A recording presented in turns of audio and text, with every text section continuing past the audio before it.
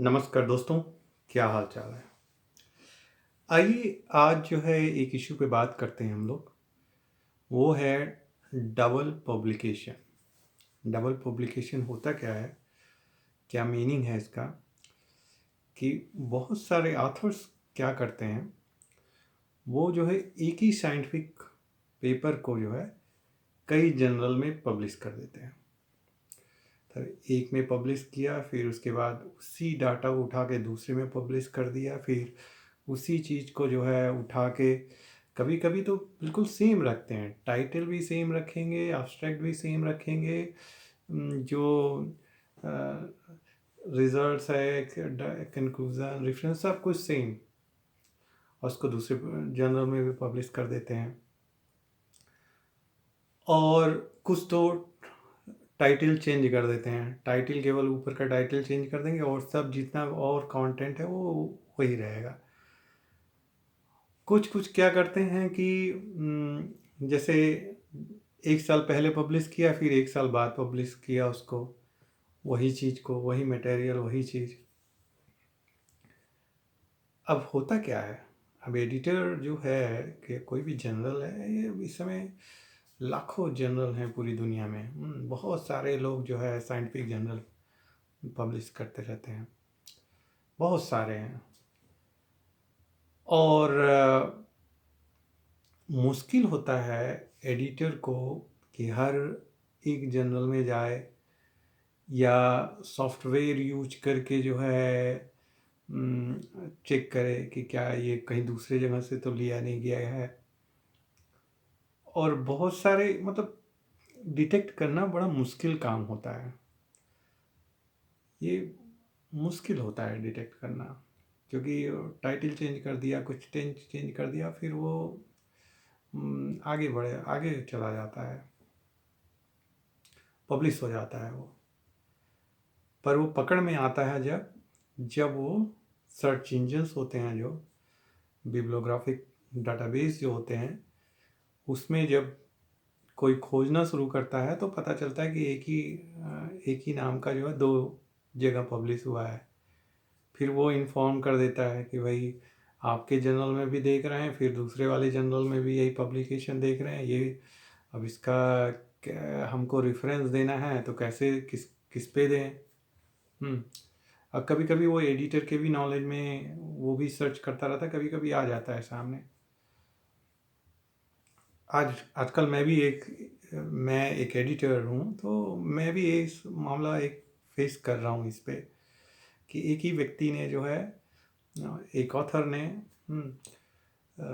3-4 लोगों का एक ग्रुप था ऑथर्स का, उन्होंने एक ही पेपर को जो है एक जर्नल में पब्लिश किया। अभी वो पेपर ऑनलाइन हुआ नहीं तब तक, मतलब एक्सेप्ट हुआ नहीं, कुछ भी नहीं हुआ तब तक वो उसको दूसरे मेरे वाले जर्नल में भेज दिया। अब वो अब हम लोग ने भी उस पर वर्क किया। भाई पब्लिकेशन प्रोसेस थोड़ा प्रोसीजर है, उसके स्टेप बाय स्टेप हैं। पहले उसको सबमिट कीजिए, फिर उस पर जो है जबकि एक डॉक्यूमेंट होता है, उस पर लिखा रहता है कि आप ऑथर को डिक्लेयर करना होता है कि आपने ये पेपर कहीं और सबमिट नहीं किया है, ये पेपर कभी पब्लिश नहीं हुआ है, इसके डाटा ओरिजिनल हैं, कभी पब्लिश नहीं हुआ है। ये सब लिखा रहता है, सबको एक्सेप्ट भी कर लेते हैं लोग। और अब भाई आपने एक्सेप्ट कर लिया तो ऑथर को, एडिटर को क्या पता है कि ये कहीं और पब्लिश हुआ है कि नहीं हुआ है। अब होता क्या है कि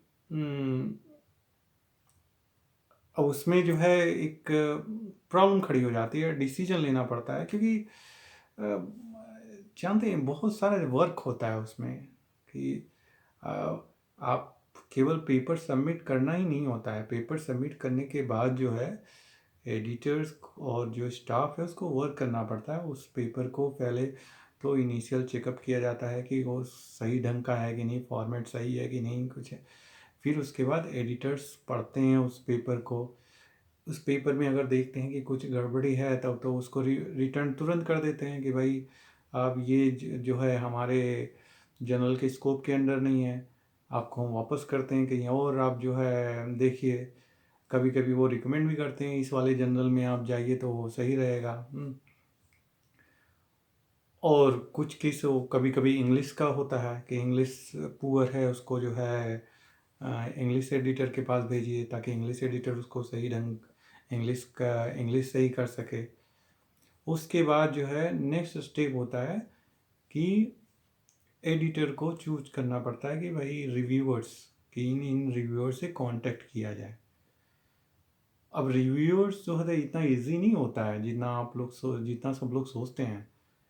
एक परफेक्ट रिव्यूअर जो उस मटेरियल का, जो उस कंटेंट, जो रिसर्च फील्ड में जो पेपर लिखा गया है, जिस रिसर्च फील्ड का, उसको फाइंड करना, उसको कन्विंस करना कि भाई आप जो है इस पेपर को देखिए, इट्स नॉट वेरी इजी।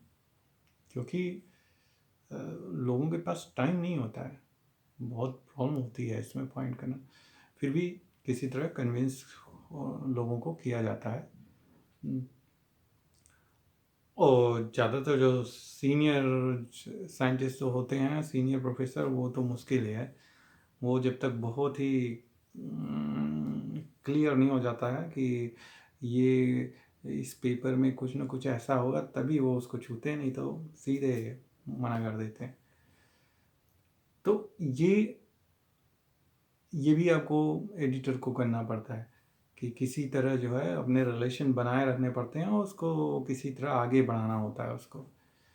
अब चलिए वो हुआ, फिर उसके बाद क्या होता है कि रिव्यूअर से आता है, फिर रिव्यूअर अपना कमेंट भेजता है, फिर वो कमेंट, चलिए वो पेपर एट लास्ट आप जानते हैं कि ऑथर उसको करेक्शन करेगा, फिर से रिव्यूअर चेक करेगा, मतलब 2-3 स्टेप के बाद जो है पेपर एक्सेप्ट हो गया। अब नेक्स्ट क्या होता है, जो कि किसी को ज़्यादा पता नहीं होता है। नेक्स्ट होता है कि आप देख रहे हैं इतने सारे बिब्लियोग्राफिक डाटाबेसेस हैं, पबमेड है, मतलब आप सैकड़ों देखेंगे। अब सब में जो है एक एक्सएमएल फाइल होती है, उसको अपलोड करना होता है। जो आर्टिकल जो एक्सेप्ट हुआ है, पब्लिश हुआ है, उसको जो है उन सभी लाइब्रेरी, बिब्लियोग्राफिक डाटाबेस और उस सब में जो है अपलोड करना पड़ता है। और उसमें भी टाइम लगता है, उसको करना पड़ता है, धीरे धीरे उसको किया जाता है। तो एक ये भी वर्क होता है। इसमें भी बहुत सारे लोग लगे रहते हैं कि कोई मिस्टेक ना हो, क्योंकि आप पब्लिकली एक पेपर को पब्लिक में ला रहे हैं और पूरी दुनिया में लोग उसको देखेंगे, उसको रेफरेंस देंगे उस पेपर का। तो ये सब पूरा एक वर्क होता है, पूरा एक पीछे जो है एक पूरा स्टाफ लगा होता है, एक लोग, ढेर सारे लोग लगे रहते हैं जो कि काम करते हैं इस चीज़ को। तो इसका भी ध्यान रखना चाहिए कि पेपर आप डबल पब्लिकेशन कर रहे हैं तो ये चलिए मानिए कि ये कि आप कहते हैं कि ये भाई पेपर मेरे द्वारा मेरा ही है, और चाहे मैं इस जर्नल में पब्लिश करूं, उसी चीज़ को मैं दूसरे जर्नल में भी पब्लिश कर लूं उसी जर्नल पर, क्योंकि वो तो ओरिजिनल मेरा ही है ना।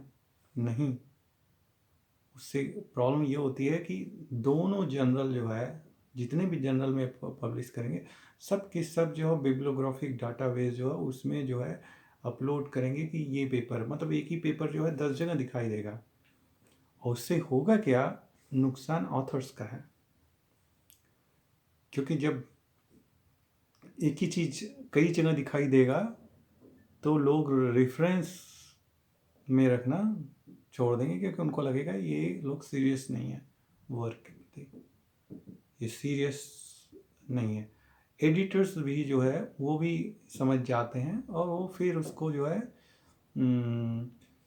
क्या कहते हैं, एक तरह से कह देंगे ब्लैक लिस्ट जो है, जैसे कहेंगे ना कि इस ग्रुप के ऑथर्स को, हमको जो है पेपर हमारे जर्नल में पब्लिश नहीं होना चाहिए, ऐसा करें। और बहुत सारे एडिटर्स जो है, बहुत सारे जर्नल वाले तो वो सेंक्शन लगा देते हैं, वो सीधे ऑथर को बता देते हैं कि आपका पेपर जो है ये सर्टिफाई किया जा रहा है डबल पब्लिकेशन का, कि सर्टिफिकेट डबल पब्लिकेशन, ताकि पूरी दुनिया जानेगी कि ये ऑथर जो है इस तरह का प्रॉब्लम क्रिएट करता है, तो उससे सब लोग सतर्क होता है। ये भी बात है। तो आप सोचिए उसको कि क्या आप चाहेंगे कि आपका जो है साइंटिफिक कम्युनिटी में जो आपका भाई एक आर्टिकल आपका देता है इम्प्रेशन कि आपने ये काम किया है, ये चाहेंगे कि एक साइंटिफिक आर्टिकल आपके जो है जो थोड़ा बहुत रिपीटिशन बनेगा या जोड़ा बनेगा वो आपको डैमेज कर दे, ये चाहेंगे?